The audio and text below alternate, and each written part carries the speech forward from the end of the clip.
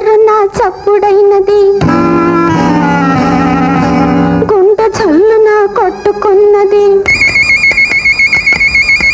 తలుపు కెర్రున చప్పుడైనది, గుండె చల్లున కొట్టుకున్నది. మెల్ల మెల్లగా కళ్ళు తెరచినే వచ్చినదెవరో చూశాను, వచ్చినదెవరో చూశాను.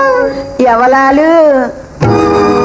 నల్లని వాడు, గుంట కన్నుల వాడు, గుబురు మీసాల వాడు.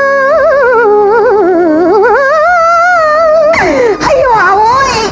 6 అడుగుల పొడుగు వాడు, ముద్దులిమ్మని నన్ను అడిగినాడు. నేను నలికేస్తాను. నేనివ్వ రానివ్వనంటూ ముఖము దాచుకున్నా. పోనివ్వ ముద్దివ్వమంటూ చెడను లాగినాడు. అమ్మా నాన్న, అమ్మా నాన్న కాపాడమంటూ అల్లాడిపోయాను. అయినా గానీ వదలక నన్ను ఒడిసి పట్టినాడు. అంతలో వచ్చింది. ఏమిటి మోచ? కాదు, మా అమ్మ. ఏమండి? వెళ్ళవే నా తల్లి, వెళ్ళవే అమ్మా. ముద్దులిస్తే నీకు డబ్బులిస్తాడు, మంచి బట్టలిస్తాడు. డబ్బులిస్తాడు, మంచి బట్టలిస్తాడు అని ముందుకు తోసింది. అది తల్లా కాదు, రాక్షసి, పిశాచి, దెయ్యం. తర్వాత ఏమైందో చెప్పు. తప్పనిసరి అయి వెళ్ళాను, సిగ్గుపడుతూ నిలుచున్నాను.